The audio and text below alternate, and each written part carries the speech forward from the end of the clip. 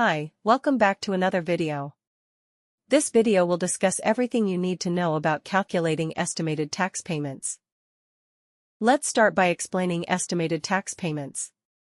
Estimated taxes are quarterly payments made to the IRS to cover income not subject to withholding, such as freelance work, rental income, or dividends.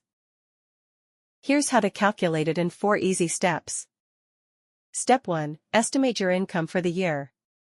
Add up all income sources you expect to earn, like freelancing, investments, business revenue, etc.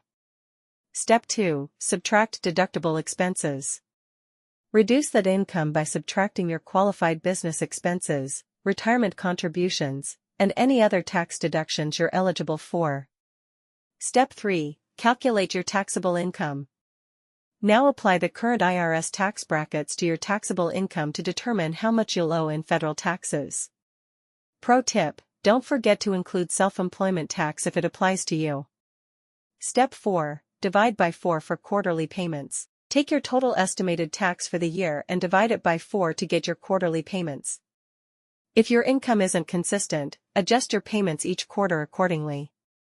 Estimated tax payments are due 4 times in a year in April, June, September, and January. Don't miss these deadlines. Missed payments may lead to penalties. So, mark your calendars. To avoid penalties, try to pay at least 90% of your current year's total tax, or 100% of last year's tax. 110% if you earn over $150,000. Calculating estimated taxes doesn't have to be stressful.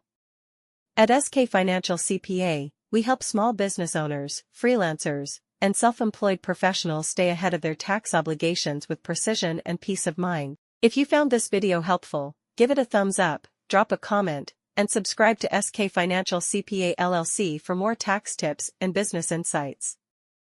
Need help with your tax planning? Schedule your consultation with SK Financial CPA today, and never miss a tax deadline again.